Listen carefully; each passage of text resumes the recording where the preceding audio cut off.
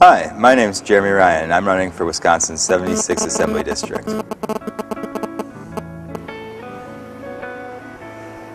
Behind these doors lies the chamber of the Supreme Court, a place that used to have honor, integrity, and pride.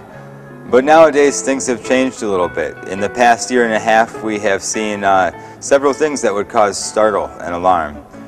First off, you have Justice David Prosser calling Chief Justice Shirley Abrahamson a total bitch.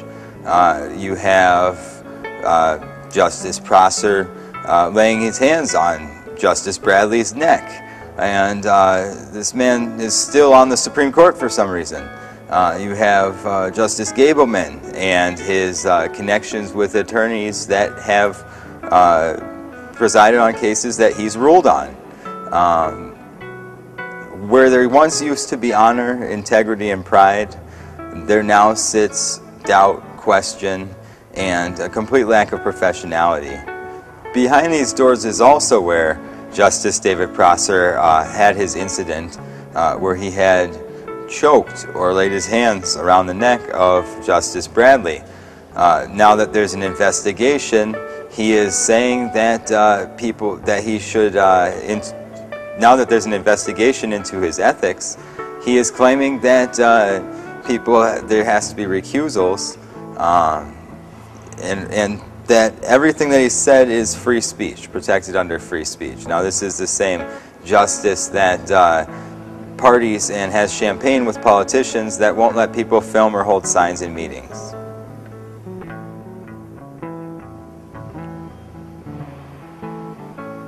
Here we are outside of the Wisconsin State Assembly, one of two branches of the legislative branch of government. This, behind these doors, interestingly enough, is where I would be working if I were to be elected for the 76th Assembly District. Behind these doors we have seen a great number of infractions both on the open meetings law and on the state constitution. Every single meeting that took place behind these doors over the last year and a half has been unconstitutional. There has not been allowed any filming or any holding of signs in an open meeting, even silently. The meetings were already being broadcast live through Wisconsin Eye, but citizens still were not able to film. Later on, they added black trash bags. They added black trash bags in order to keep out transparency. This cannot stand in our state, and we must make reforms to make sure that these types of things cannot happen again. The state of Wisconsin stands to lose, and the taxpayers stand to lose great amounts of money from potential legal action from constitutional rights violations behind these doors. Also behind these doors is where every single member of the Assembly committed treason. They voted to allow the mining bill to go through, knowing that they had not allowed a seat at the table for the tribes, and knowing and having been informed that passing the bill could be viewed as an act of war.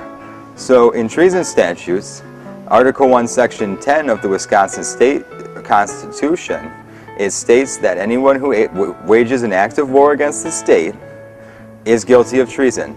Every single person behind these doors that voted for the mining bill could and should be charged with treason.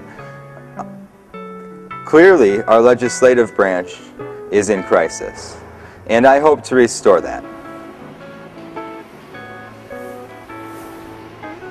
Back here we have the governor's office. This is where fascist bastard Scott Walker signs all of the bills that come through. This is also the head office of the executive branch of government, as put forth by the Wisconsin State Constitution. Now, as many of you may know, Scott Walker is under recall for creating a whole bunch of attacks and signing a whole bunch of attacks on Wisconsin families. Among them include bills that have been already deemed unconstitutional,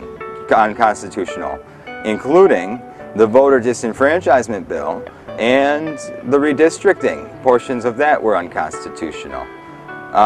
It is also speculative that illegal activities likely take place behind the governor's office.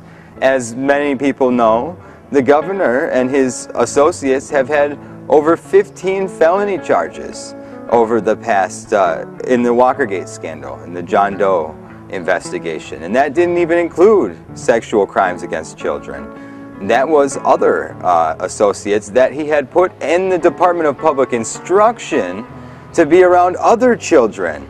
But given all of the illegal campaigning activity that the investigation has uncovered and all of the illegal activity that took place in his county executive's office, one would assume that his governor's office would be just as illegal.